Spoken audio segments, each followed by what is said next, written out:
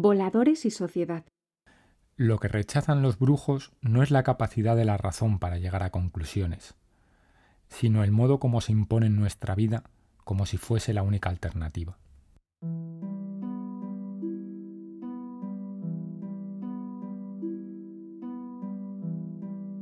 ¿Cuántas veces hemos oído hablar de teorías conspiratorias en las que los grupos secretos de hipermillonarios, grandes empresarios, o masones o Illuminati, incluso de confederaciones interestelares, nos dominan y dirigen a la humanidad como mejor les parece?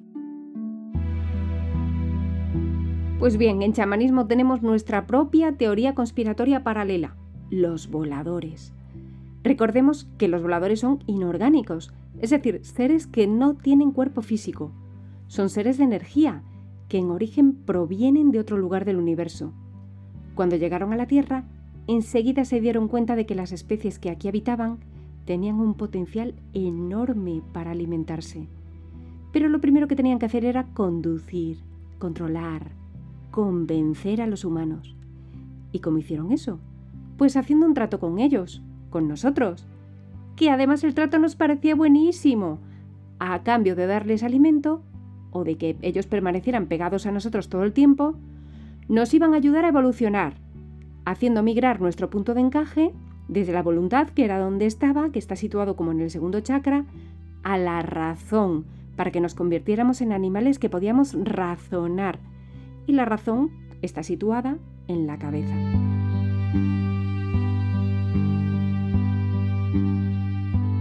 Percibir a través del centro de la voluntad, del que estaba en el segundo chakra, implicaba que percibíamos los datos del entorno de otra manera, mucho más intuitiva, más parecida a como lo hacen los animales.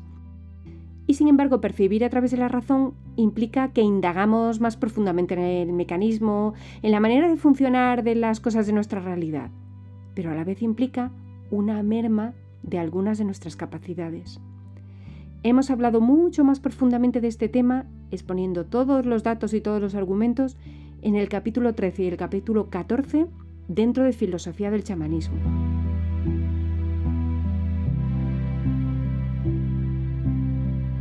El caso es que al permitirles dirigirnos, que nos susurren al oído, también han mantenido nuestra mente bajo control durante todo este tiempo, a nivel individual y también a nivel de sociedad.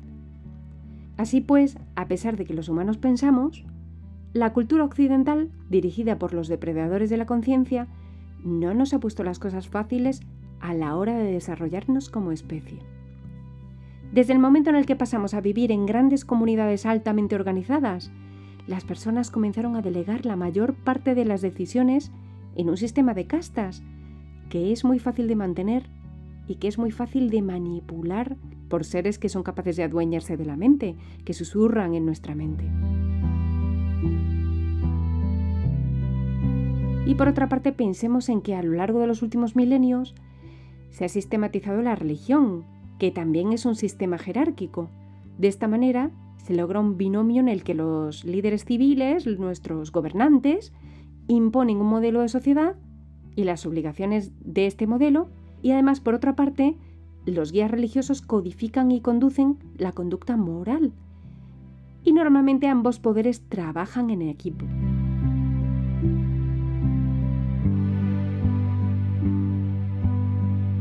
A efectos prácticos, un vidente puede ver claramente cómo todo este sistema de creencias cerrado, que se llama tonal de los tiempos, mantiene bajo control el nivel de energía que nos alimenta, que alimenta nuestros centros energéticos, nuestros chakras, y que esto impide que alcancemos todo nuestro potencial.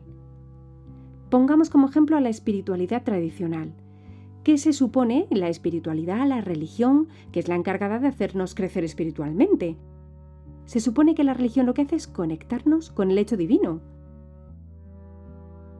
Incluso aunque la religión no reconozca la existencia de los chakras, se ha centrado en dos centros más o menos. Por una parte, el chakra corona. Si nosotros tenemos el chakra corona abierto, buscamos limpiar nuestro vínculo con la fuente, con Dios. Sin embargo, la religión se centra en que Dios lo que hace es castigarnos, premiarnos, perdonar nuestros malos hábitos porque es muy bueno, en cosas de este tipo. La religión lo que hace es establecer lo que es pecado o lo que es correcto. Y además esto lo hacen una serie de representantes de la divinidad.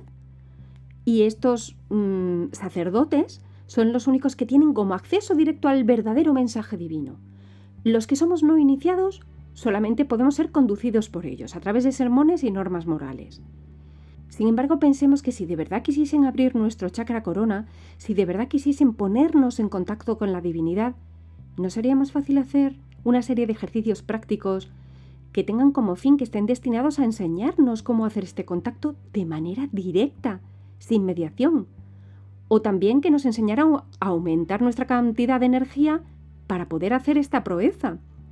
De hecho, para equilibrar nuestro chakra superior, nuestro chakra corona, es necesario que hayamos armonizado todos los de abajo, todos los anteriores. Haberlos limpiado de la influencia del diálogo interno, del ego y, claro, de la voz del volador.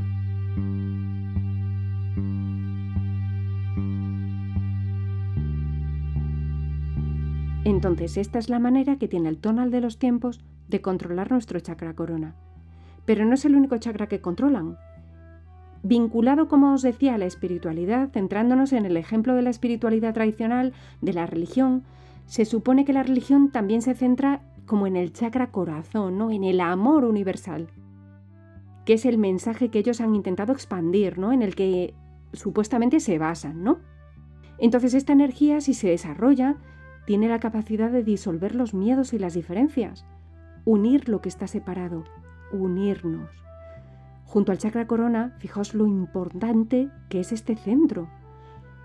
Si se desarrolla el chakra corazón, esto contribuye a hacernos mejores personas y también a estar más abiertos, más despiertos. Sin embargo, a efectos prácticos, no existe ningún tipo de ejercicios que nos ayuden a despertar nuestro chakra corazón, ni a poner en práctica este amor universal.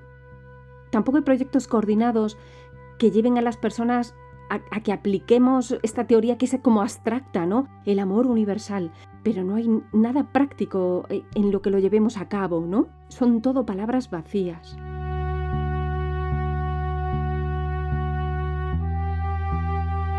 Claro que tampoco es que a la sociedad le convenga mucho que las personas se confíen y confíen en los demás, porque es mucho más fácil controlar a las personas a través del miedo y creando diferencias, creando suspicacias.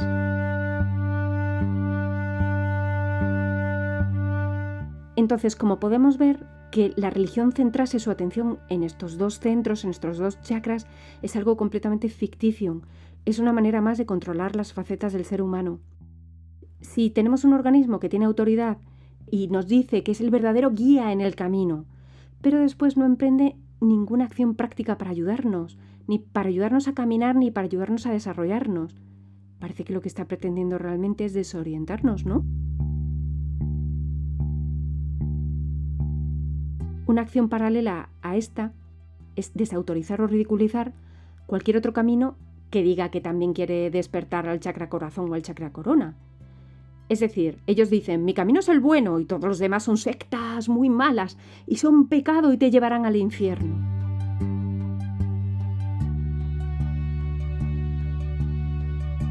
Los voladores, con su vasta conciencia y su vasta experiencia, han desarrollado las mismas operaciones respecto al resto de los centros energéticos, no solo el chakra corona y el chakra corazón. Han creado toda una serie de tabúes y controles alrededor del resto de los chakras. Por ejemplo, el primer chakra.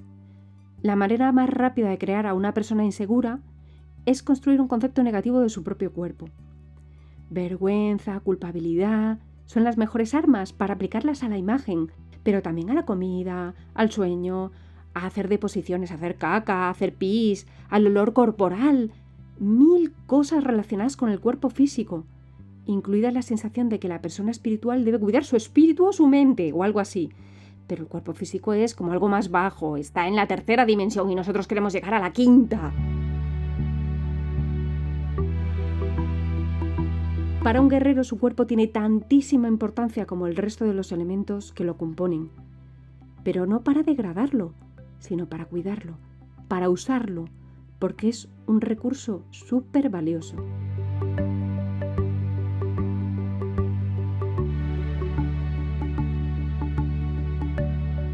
Hablemos ahora del segundo chakra. Este es el chakra sobre el que se ha creado la peor publicidad a lo largo de la historia. Este chakra en chamanismo es el centro encargado del ensueño, que ya, para empezar, en el mundo occidental es una faceta completamente olvidada y que no se trabaja.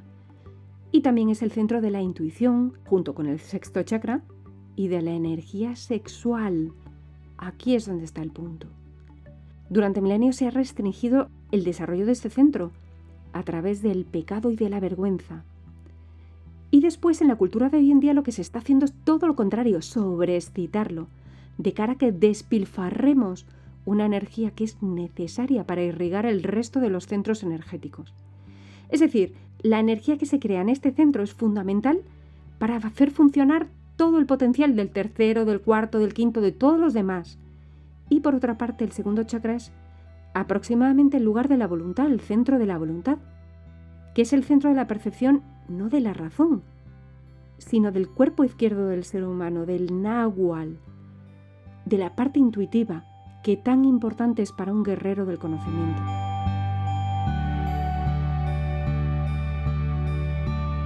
Fijaos que un guerrero lo que busca es limpiar su vínculo con el intento, con la fuente, con el águila, y para esto es fundamental fortalecer el segundo centro energético, ya que una de las principales funciones que tiene es la de almacenar la energía del poder personal.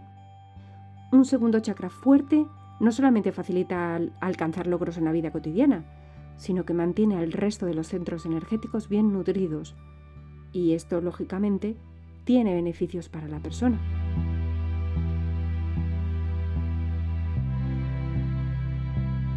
El tercer chakra.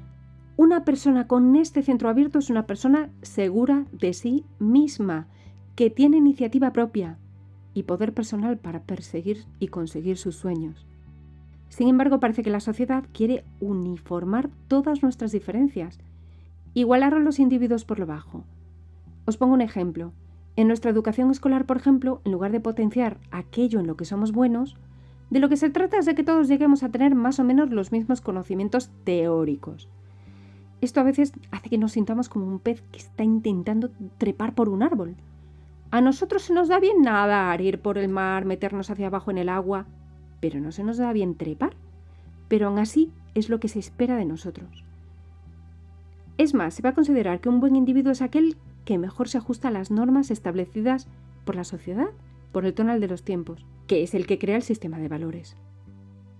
Y por otra parte, el entorno se encarga de impedir que una persona destaque, a través de las envidias.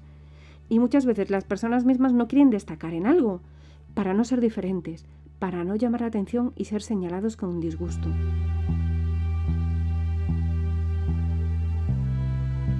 Así que volviendo al tercer chakra, para un guerrero es importantísimo recuperar la confianza en sí mismo. No es una cuestión de soberbia, de querer ser superior, sino de que un guerrero persigue la impecabilidad, hace las cosas lo mejor posible a los ojos del águila y a sus propios ojos. Y eso hace que camine con paso firme y tranquilo.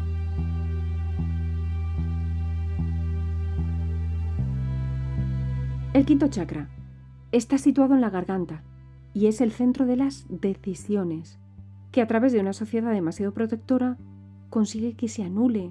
Y esto va ocurriendo con los niños a medida que una persona crece. Al mermar, al anular el quinto chakra, el centro de las decisiones, esto da lugar a individuos inseguros que necesitan un refuerzo constante para confiar en sus objetivos y que se van a dejar guiar fácilmente por personas que tengan más carisma o más autoridad. Un quinto chakra debilitado provoca que las personas también eviten la responsabilidad de sus acciones.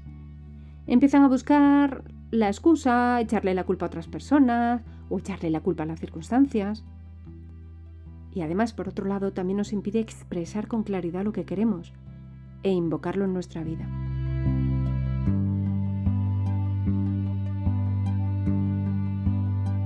Y solo nos queda hablar del sexto chakra, porque del primero y del séptimo hablamos al principio. El sexto chakra es el centro de la intuición y de las capacidades extrasensoriales. Es uno de los que más rápidamente se desechó, se anuló en la historia occidental, ya que una persona que puede tener conocimiento directo o información extra de los acontecimientos es más difícil de manipular. Y entonces, como consecuencia de ello, se ha logrado crear un sentimiento de miedo, de desprecio o de descrédito hacia aquellos que han logrado abrir este centro un poquito más. Y creedme, se puede tener un sexto chakra activo y ayudándote en la vida diaria.